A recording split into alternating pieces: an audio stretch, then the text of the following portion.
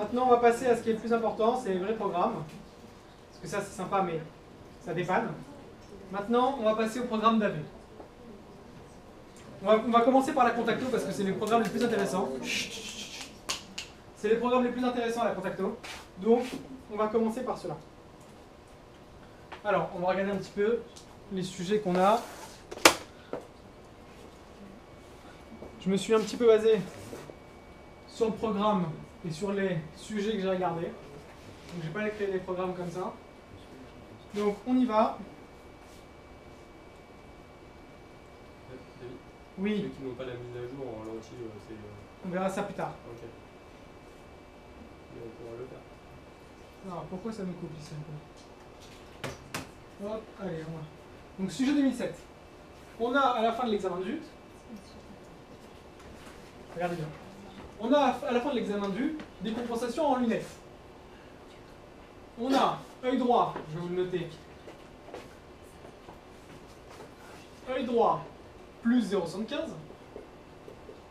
Œil gauche, plus 1,25. Moins 1,50. À 155. D'accord? On donne la distance vers A égale 15 mm. Vous mesurez pour les deux yeux un diamètre cornéen de 11, etc. On vous donne la kératométrie. La kératométrie, c'est K égale 8,10, K' égale 7,8.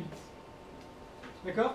Calculez la formule compensatrice parfaite en S située à 2 mm de H pour chaque œil. Donc, en fait, ce qu'on nous propose ici, c'est de convertir un DL en DS. On est d'accord? Donc, on rentre dans le programme. Juste, comme on a ouvert un programme précédemment, il va nous proposer, est-ce que vous voulez sauvegarder ce qui s'est passé juste avant? Vous dites toujours non. Je vous explique pourquoi. Quand vous utilisez un programme, vous appliquez des valeurs à chaque lettre.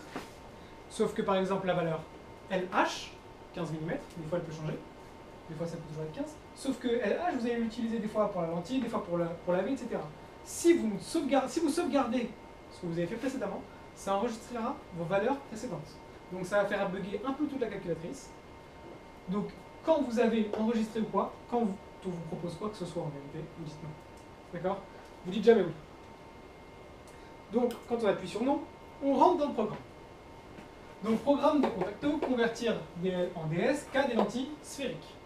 Mon œil droit, je vois que c'est plus 0,75, c'est bien une lentille sphérique. On est d'accord? Donc on va utiliser ce programme.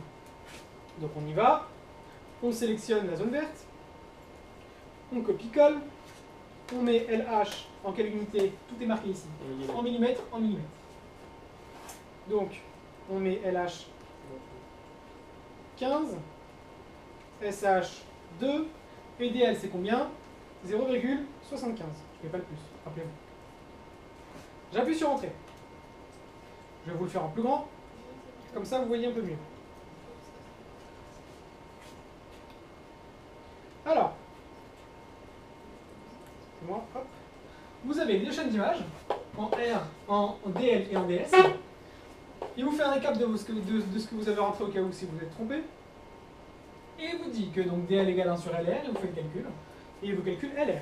Il vous fait ensuite une relation de Chasles, donc SR égale SH plus HL plus LR. On connaît SH, on connaît HL, on vient de calculer LR. Et on n'a plus qu'à remplacer par SR qu'on vient de trouver dans la formule DS égale 1 sur SR. Il nous trouve la formule, donc 0,7567. D'accord?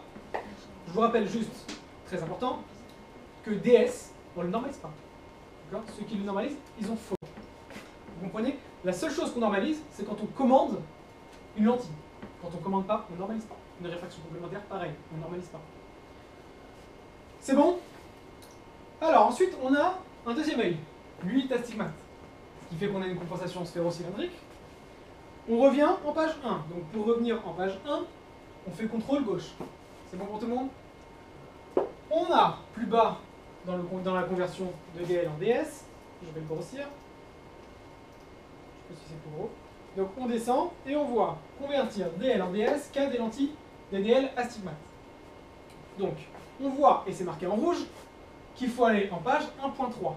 D'accord? Là on est en page 1.2, 1.1. On exécute sur 1.2, mais on remplit pour les cas astigmates en 1.3. Je vous explique un un petit peu comment ça fonctionne.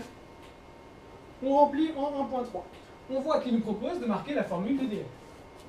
Donc, on va remplacer S par la sphère, C par le cylindre, alpha par l'angle. Donc, on y va. On a combien?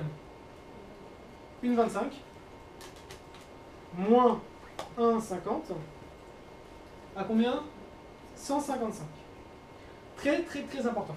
Si vous ne le faites pas, ça ne fonctionnera pas. Juste David, pourquoi la flèche ça marche pas pour remplacer les sphères? Comment? Tu descends et tu... Alors, les questions, ce sera vraiment à la fin, parce que j'aurai pas de temps. Comme pas tout le monde a les programmes, si je commence à répondre à toutes les questions, j'arriverai pas. Donc, on marque la formule de dl. On revient en page 1.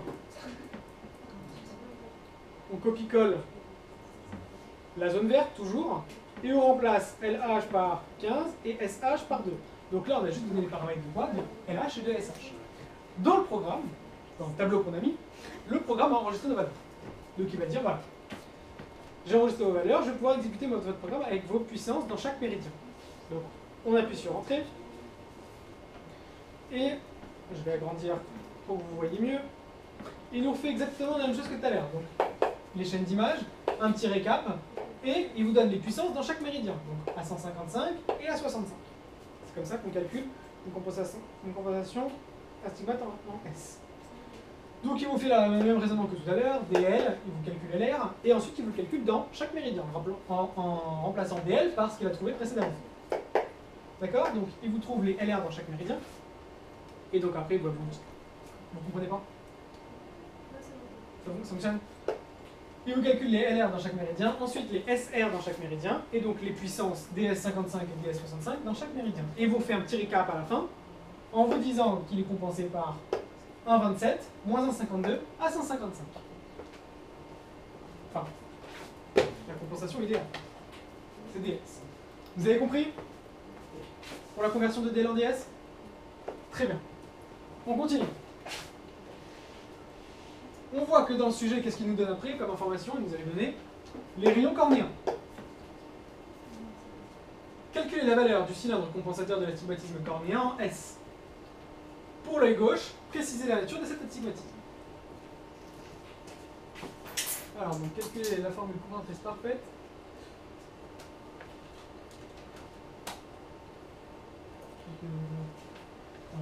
Pour l'œil gauche, hein, juste pour l'œil gauche. Préciser la nature de cet astigmatisme. Donc, là, on sort de ce programme. Alors, pour sortir, deux solutions. Moi, sur l'ordinateur, ça ne fonctionne pas, mais chez vous, ça marche. Soit vous appuyez sur On, tout simplement. Vous appuyez sur On, sauf que, à ce moment-là, vous arrivez au menu principal, et si votre calculatrice est bien chargée, pour revenir dans les classeurs, vous allez attendre un petit bout de temps. Pour éviter ça, vous appuyez pour sortir du programme sur CTRL et sur O. Ça va vous faire venir à la page précédente. D'accord? Donc moi je peux pas, mais comme mon ordinateur est rapide, ça ne me pose pas de problème de faire ça. Donc, kératométrie. Kératométrie, c'est pour tout ce qui est astigmatisme cornéen et astigmatisme interne. C'est exactement ce qu'on est en train de voir là. Donc, on rentre dedans. Est-ce qu'on veut sauvegarder? On dit toujours quoi? Très bien. Alors, là, il nous propose de faire soit l'estimation, soit le calcul. D'accord? Donc c'est de l'astigmatisme cornéen pour les deux. Ici c'est astigmatisme cornéen et ici aussi c'est astigmatisme cornéen. Et en bas vous avez l'astigmatisme interne. D'accord? Il n'y a pas besoin d'estimation ou de calcul, c'est l'astigmatisme interne.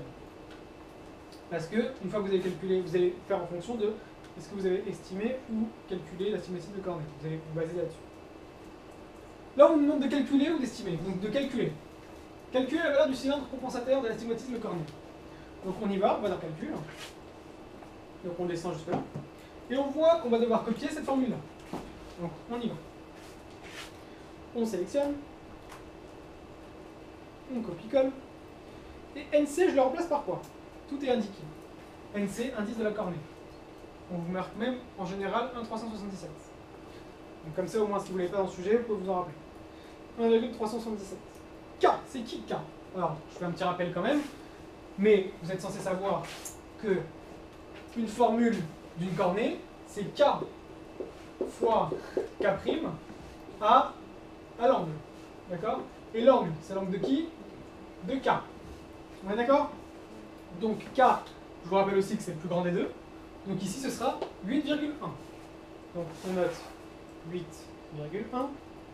Et K', on le remplace par combien? 7,80. 7,8. Et l'angle de K, c'est combien? 155. Attention. 155. On appuie sur Entrée. Et vous fait un petit récap comme toujours. Et on calcule l'astigmatisme cornéen. On sait que DC à 155, c'est NC-1 sur K. Je vous calcule la puissance à 155. A, 65. Et il vous fait la différence des deux. Et il vous conclut par dire que quoi? C'est compensé par plan moins 1,79 à 155. C'est bon pour tout le monde? Pour l'instant, tout le monde suit? Alors maintenant, on va sûrement vous demander l'astigmatisme interne. Voilà. Ça tombe juste après.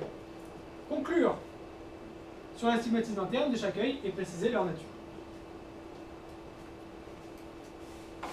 Alors, une fois qu'on a calculé l'astigmatisme cornéen, on va dans l'astigmatisme interne. Donc, on copie-colle, comme toujours, les formules. Alors, CT, qu'est-ce que c'est? C'est le cylindre compensateur de l'astigmatisme total. Combien on a trouvé tout à l'heure? 1,52, je crois. Quelque chose comme ça. Moins 1,52. D'accord? AT, c'est l'angle. Il était à 155, je crois, tout à l'heure aussi. CCO, c'est le cylindre compensateur de la cornée. On avait trouvé combien? Moins 1,79. Et l'axe, c'était combien? 155 aussi. Si, l'astigmatisme. 152, c'était l'astigmatisme total tout à l'heure. Parce qu'on a calculé en DS. Les deux premiers, ça correspond à l'astigmatisme total. Voilà, et le deuxième, c'est l'astigmatisme cornéen. On appuie sur Entrée, et ça nous met les formules. Donc, compensation de l'astigmatisme total égale compensation de l'astigmatisme cornéen plus l'astigmatisme interne. Il vous isole l'astigmatisme interne, il vous fait la soustraction des deux, et il vous trouve le résultat. C'est bon? Juste, excuse-moi, c'était combien de CCO? Alors, combien j'ai mis? CCO, moins 1,79 et ACO, 155. C'est bon? Ensuite, qu'est-ce qu'on cherche? Conclure sur l'astigmatisme interne. Ok, vous équipez les deux yeux en RPG. Vous essayez sur l'œil gauche une RPG sphérique. On vous donne des indications. Et on vous donne surtout, c'est le plus important, son rayon de courbe. Face arrière. On dit que RO égale K. Donc, c'est lui. Déterminer la formule compensatrice du ménisque de l'arme pour l'œil gauche. Donc on va chercher la lentille de... Là. On y va. Hop. Lentille de l'arme, c'est juste en dessous. On appuie toujours sur non. Et on arrive là. Là, on nous propose de soit faire l'estimation, soit en dessous de faire quoi? Le calcul. Donc on y va, on fait le calcul. Alors, NL, c'est là l'indice de l'arme. Il est égal à combien? 1,336 en général. Il est noté ici. Voilà. C'est noté en général 1,336. RO, c'est le rayon de courbure de la face arrière de la lentille. Donc 8,1. K, c'est aussi égal à 8,1. K', c'est égal à combien? 7,80. Et l'angle à 155. Donc, on appuie sur Entrée. Il vous fait un récap de la cornée et du rayon. Il vous dit que DLL 55, donc V lentille de l'arme à 55, elle est égale à N de l'arme moins 1 sur RO, moins 1 moins N de l'arme sur K. Et il vous calcule 0. C'est normal parce que les rayons de courbure étaient les mêmes. Par contre, à 165, il vous calcule une lentille de l'arme à moins 1,59, même moins 1,6 on peut dire. Alors oui, le programme vous font des calculs très précis. Vous verrez dans l'association de cylindres tout à l'heure que des fois il vous met 3,99, sauf que l'association de cylindres vous êtes censé mesurer, vous ne faites pas avec 3,99. Là, par exemple, 1,59,5, vous mettrez un 6. D'accord? Donc, une fois qu'il a calculé la puissance dans chaque méridien, il vous donnera la formule compensatrice en cylindre négatif ou en cylindre positif. D'accord? C'est bon pour tout le monde? En déduire les paramètres de commande de la lentille sphérique optimale. Donc, il nous demande en fait de commander une lentille en fonction de la lentille de l'arbre. On est d'accord? Donc, commander une lentille, surtout quand c'est rigide, c'est LRPG. Vous cliquez sur LRPG. Toujours non. Et là, estimation de LRPG, cas des coordonnées sphériques, c'est pas notre cas. Calculer cas des coordonnées. Oui, là c'était l'estimation, ensuite c'est le calcul, ensuite c'est encore l'estimation, et ensuite c'est encore le calcul. Donc, on voit que pour le calcul, on nous demande de remplir d'abord DS dans la page 1.3. Donc on va en page 1.3 et on remplit DS. Rappelez-moi tout à l'heure ce que c'était. Je crois que c'était 1,27. Moins 1,52 à 155, c'est ça? Très bien, alors j'insiste encore sur le fait que quand on a fini de remplir, on sort de la case. Si vous ne sortez pas de la case, le programme considérera que vous n'avez pas fini d'écrire, donc il ne prendra pas en compte vos valeurs. Donc on sort et on remplit. On souligne tout ça.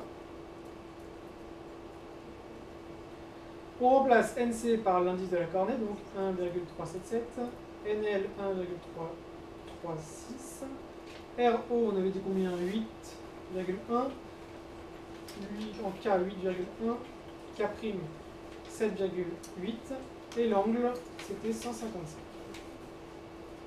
On refait. Voilà. Donc, juste parce que moi sur la présentation j'ai dû modifier un peu mes programmes et j'ai pas fait la mise à jour. Vous avez la mise à jour, normalement ça va fonctionner tout de suite, oui? Oui, d'accord. Mais ça va fonctionner quand même tout de suite? Normalement ça fonctionne tout de suite. C'est quoi les valeurs qu'il fallait mettre Alors, donc 1,377, 1,336, 8,1, 8,1, 7,8 et 155. Ça vous a mis? Dans la colonne de la sphère, vous mettez 1,27, les cylindres 1, moins 1,52 et l'angle 155. Je vous fais un récap comme toujours de ce que vous avez rentré. Il vous dit que DS égale DLRPG moins plus DLL, donc on cherche votre DLRPG, c'est égal à DS moins DLL. DLL, on l'a calculé juste avant, mais vous le recalculez. D'accord, parce qu'il ne le connaît pas. Maintenant, vous n'avez pas besoin de recopier tout ça. Vous pouvez juste marquer que DLL, donc il faut le prénom, c'est un négatif en général. Vous dites que DLL, d'après la question précédente, c'est égal à ça. Oui. Maintenant, on va calculer le DLRPG. On connaît DS, on connaît DLL. On va les soustraire l'un à l'autre, et on va ressortir DLRPG. Mais bien sûr, comme c'est une lentille qu'on commande, on normalise. Donc il vous le normalise. 1,27 devient 1,25, 0,07 devient 0. Donc c'est bien une lentille sphérique qui compenserait parfaitement quelqu'un qui a une compensation torique. Parce que quand tu normalises, mais l'axe là. Comment? Quand c'est normalisé, il n'y a pas de cylindre dans l'axe. Vous pouvez l'enlever, oui, exactement. Là, le problème, l'histoire, c'est que ils peuvent vous demander peut-être de trouver une compensation torique en LRPG. Là, en fait, ça marche à tous les coups. Si vous voyez que le cylindre est égal à 0, vous enlevez l'axe. D'accord? Maintenant, si on vous demande quelle est la compensation parfaite à commander en LRPG, là, vous avez tous les cas possibles. D'accord? S'il y avait un cylindre à rajouter. Non, vous laissez si on vous demande en sphérique, vous laissez le cylindre à 0. D'accord? Alors, si on ne vous la demandait pas en sphérique, il fallait trouver une formule sphéro-cylindrique. Alors, est-ce qu'on a fini? On déduire les paramètres des commandes de la lentille. Alors, on vous dit quoi? On vous dit, vous n'allez pas commander cette lentille-là, vous allez en commander une autre. Vous allez en commander une puissance à 0 et avec un RO égal à 8 mm. D'accord? Et on va vous demander quoi? La réfraction complémentaire que le sujet va avoir avec cette lentille-là. Vous comprenez tous? Alors, donc on sort de LRPG, parce que ça c'est juste pour calculer qu'est-ce qu'on commande, et on va dans RC, LRPG, réfraction complémentaire lorsqu'on pose une lentille rigide sur l'œil. On appuie sur non. Alors, estimation de la réfraction complémentaire avec une LRPG sphérique. Calcul de la réfraction complémentaire avec une LRPG sphérique. Là, on a bien une LRPG sphérique. 0, c'est sphérique. Donc, hop, excusez-moi, on va là-dessus. On copie-colle. Mais par contre, je ne suis pas dans le bon ordre, excusez-moi. Il faut d'abord remplir DS. J'ai oublié de le remplir. Donc on y va. Alors là, il y a déjà des valeurs. Mais bon. Dans votre version à vie, il n'y aura aucune valeur. Il y aura encore marqué S, C et alpha. C'est 0. Non. DS, c'était combien déjà? 1,27, je crois. Moins 1,52 à 155. Donc on sort bien de la case. Et on y va. NL, l'indice des larmes, 1,336. NC, 1,377. DLRPG, on lui met 0. RO est égal à 8. K, 8.1. K', 7.8. Et l'angle était à 155. Donc là, vous rentrez toutes les valeurs que vous avez dans l'énoncé, d'accord? Aujourd'hui, vous n'allez plus voir que les valeurs de l'énoncé. Vous regardez plus rien d'autre. Vous appuyez sur Entrée. Alors, on y va, il vous fait encore un récap, il vous calcule encore la lentille de larme. Alors, à la limite, ça, vous avez besoin de le faire parce que vous l'avez fait précédemment. Et là, on arrive à ce qui est le plus intéressant. DS égale DLRPG plus DL plus RC. Ça, c'est votre qualité de base. D'accord? On sait que RC, donc égale DS, moins DLRPG, moins DL. Il va prendre toutes vos valeurs que vous avez rentrées en prenant en compte la lentille de larme qui revient de calculer, mais c'est la même que tout à l'heure. Non, c'est pas la même que tout à l'heure. Parce que le rayon, c'est un nouveau rayon. Vous auriez dû la recalculer. Vous êtes d'accord avec moi? C'est-à-dire que là, on va recalculer dans chaque méridien la puissance de la lentille de larme et faire une synthèse. Une fois que vous avez rentré toutes ces valeurs, il vous fait l'équation, c'est-à-dire moins 1,27, moins 1,52 à 155, moins 0, moins 0, etc. Et il vous donnera le cylindre, enfin, la réfraction complémentaire. Donc là, on a 0,75. Cylindre 0,075, c'est presque rien, d'accord? Donc on a une réfraction complémentaire de pratiquement 0,75. D'accord? Comment? Il y a combien de données au départ? Parce que je crois que j'ai pas la bonne formule. 1, 2, 3, 4, 5, 6, 7. C'est RC et RPG qu'il faut mettre. C'est bon pour tout le monde? Sachant que la mobilité de centrage de cette lentille satisfait de préciser le nouveau paramètre de commande. Bon ça, sachant que la mobilité du centrage, ça c'est ce qui est, et c'est la flèche. Hein. Si c'est assez serré ou pas serré, ça c'est du cours. Nous on répond pas au cours, on répond à tout ce qui est démonstration. D'accord?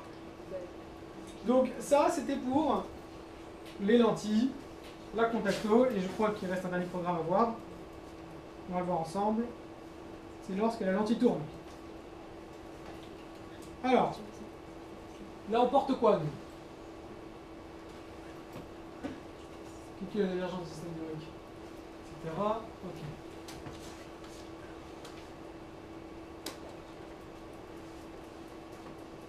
Alors, là ce qui se passe, alors je ne vais pas tout faire avec vous, hein. Je vais juste vous montrer comment fonctionne le programme. On a une lentille parfaitement compensatrice, d'accord? On l'aura calculé. Là, ils nous disent qu'en DL, il est compensé par 0,75 moins 1,25 à 20, d'accord? Donc, vous utilisez le programme de conversion de D en DS, sauf que là, bon, ça ne vous dérange pas si je prends, quoi qu'il arrive, moins 0,75 moins 1,25 à 20, parce qu'on sait que les puissances sont inférieures à 4, donc ça ne va pas changer. Donc on va dire qu'il porte ça, d'accord? On part du principe qu'il va porter ça. Je vais vous faire toute la démonstration. On part du principe qu'il porte ça. On vous dit, voilà, la lentille a tourné. Entre chaque trait, il y a 10 degrés. Normalement, la lentille, elle est censée être au milieu. Le trait du milieu, il est censé être droit. D'accord? Donc là, on voit qu'elle a un peu tourné. Elle a tourné comme ça. Donc, sens des aigus d'une montre. Donc, on passe d'une compensation de 20 à combien? À 10. Donc, le sujet qui devrait porter ça porte maintenant la même chose, mais sauf que c'est plus à 20, c'est à 10. En page 1.3, on remplit le DS parfait. Alors attendez, ça c'est LRPG. RC, LRPG tourne. Là, c'est quand la lentille tourne, hein. Ça parle tout seul. Hein. Donc là, en fait, tout va se passer dans les tableaux. Vous remplacez DS et DP dans la table. DS, c'est la compensation parfaite. DP, j'appelle ça la compensation portée. Ok? Donc, on va en page 1.3. La sphère, c'est combien? Donc, moins 0,75, moins une 25, à 20. Et là, il porte la même chose. Donc, moins 0,75, moins 1,25. Mais là, c'est plus à 20, c'est à 10. Alors, attention, on n'appuie pas sur le trait tout de suite. Ça, on a 4. Hop. Et on copie-colle ceci. La zone verte, toujours. Vous voyez dans la parenthèse, il n'y a rien. Quand il n'y a rien dans la parenthèse, c'est qu'on ne vous demande rien. On vous demande juste d'appuyer sur Entrée. Donc, on appuie sur Entrée. Alors, je vais ouvrir en grand parce que là, c'est un des meilleurs programmes.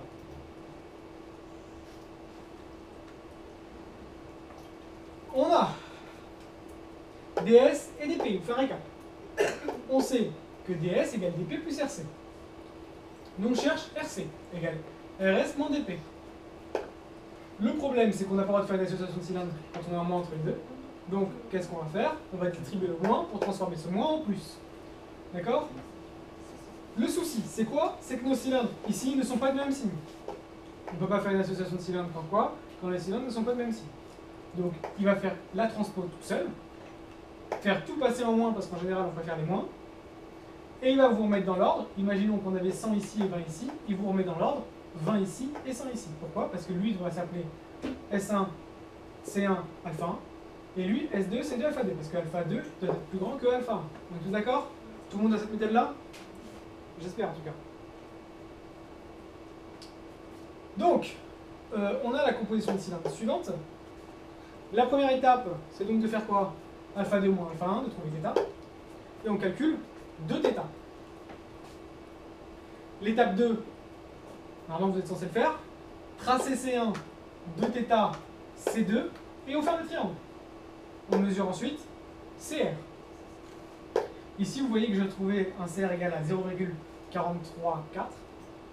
Vous mettrez soit 45, soit 40.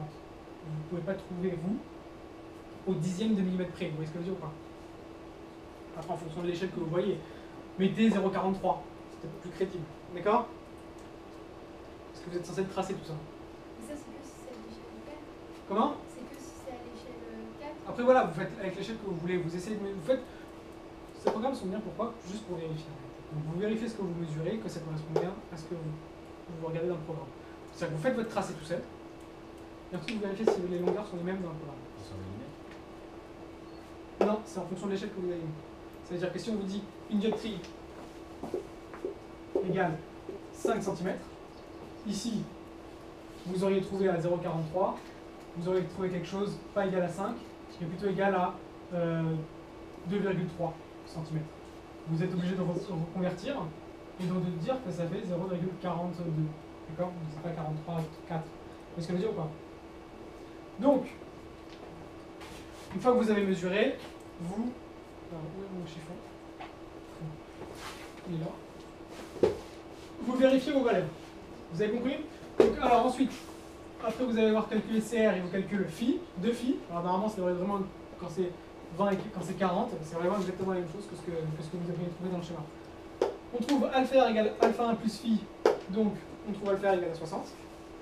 L'étape 6, c'est de trouver SR, donc c'est S1 plus S2 plus C1 plus C2 moins CA sur 2, et vous trouvez le grand SR, et en conclusion, il vous donne la réfraction complémentaire avec les valeurs que vous avez trouvées. Donc 0,21 moins 0,43 à 60. C'est bon? Donc ça vous fait l'association de cylindres. Donc ces programmes vous font vraiment une grosse partie des exercices de contacto. C'est bon?